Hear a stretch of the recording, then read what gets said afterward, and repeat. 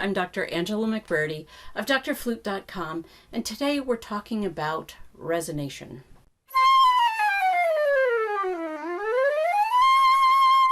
So when we think resonating, we need to think about a couple different areas of resonating. One is we want the sound to resonate through our flute. The second place, we want it to resonate in our sinus cavity here. We want the sound to resonate there. And the third place we want to resonate is through our body. And we want everything in our body to work towards getting that resonation, that resonating sound that we all know and love. Think about your favorite flutist and how they sound, and that sound is gotten because they're resonating in those three areas. So it's very important for you to have the instrument that will do it for you. If you have a beginner instrument, you can still get a good tone. I've had many a student who has a beginner instrument still get a really nice tone. But in the end, there's a limited amount of resonating that is going to be put into a silver-plated nickel instrument, if that's your beginner instrument. So it might be time for you to upgrade if you have that beginner instrument and you're really looking to get that tone, because who doesn't want to practice more if you're sounding really good? And so while I'm not talking about embouchure and how you have to put that in the right place and the right shape on your embouchure lip plate here, just today I want to talk about resonating. How do you resonate in your sinus cavity? Well, what is the main point of resonating in your sinus cavity is to open the back of your throat. So if I just say that and you can do it, great. If you need a little bit more help, let's just talk about that and unpack it just slightly.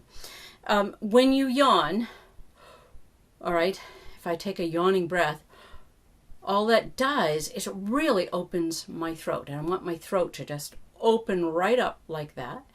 And I want to feel that I don't have any restrictions that are going to inhibit my tone. I want to have that resonating sound echo through my sinus cavity because I've kept my throat open. Now, one of the ways for resonating, to have it resonate in your sinus cavity, is to make sure the back of your tongue is down and your soft palate is up. And if I think raising that up because of that yawning breath, all of a sudden I have that tone resonating through your sinus cavity.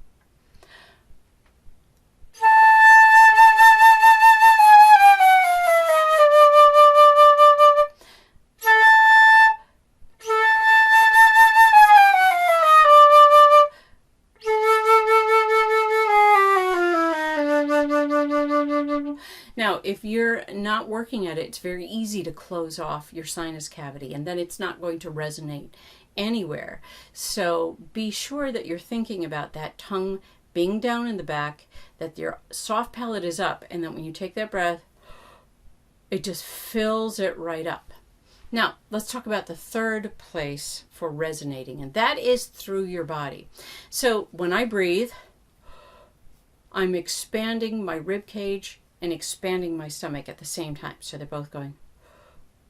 All right. If I take that breath and I open my throat, all of a sudden when I'm playing, that sound can resonate through my body from the floor. I'm standing, not with my feet right together, but I'm a little bit firmer of a stance, having my feet a little bit apart. So I'm very solid. I'm feeling very grounded from the floor all the way up into this sinus cavity. It's all open because I put my whole body into it.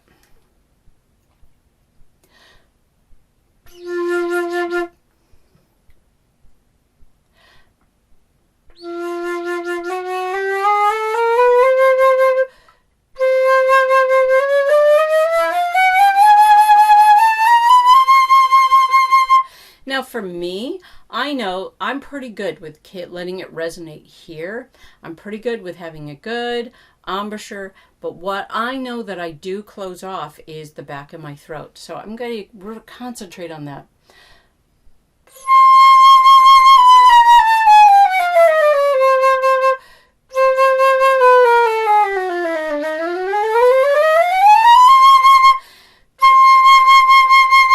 If I close off, it's not a bad sound, but I took that part of the sound that gave it depth. I took that off when I closed the back of my throat. So closed, open,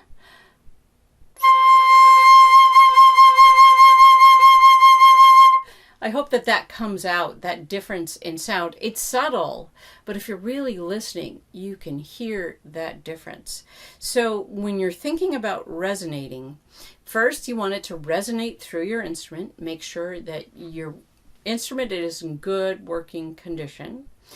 And then upgrade if it's time to upgrade.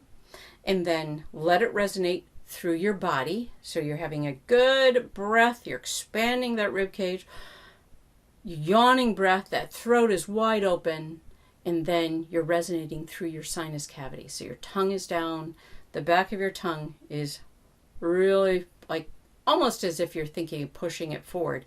I mean, not your tongue because that would interfere with your airstream, but the back of your throat. So it's not moving back and closing off that nice hollow tube you've just created by breathing. And then I close it right off and not let that sound come all the way up into my sinus cavity. You've heard people talk like, yes, that is the way to go. That's because I've let that sound come right into my sinus cavity and it's coming all the way from the floor. I really feel like I'm playing from the floor. Now let me put it back here.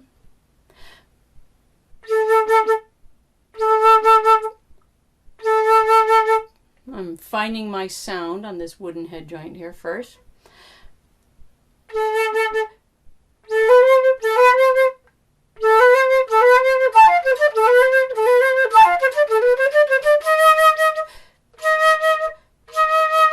I closed off that D sharp just a bit, so I want to open that right up and see if I can go all the way up.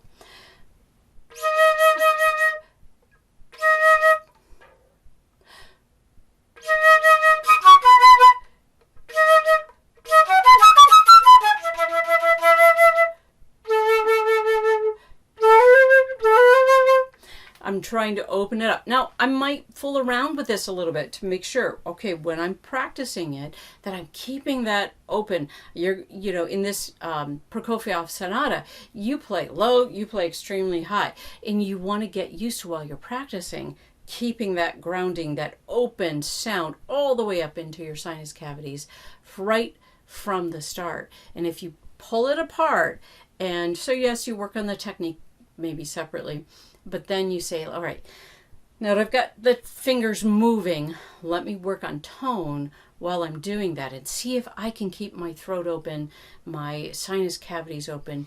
Every time I take a breath, I have this nice big open breath and I'm grounded, I'm open, I'm resonating from the floor all the way into that sinus cavity.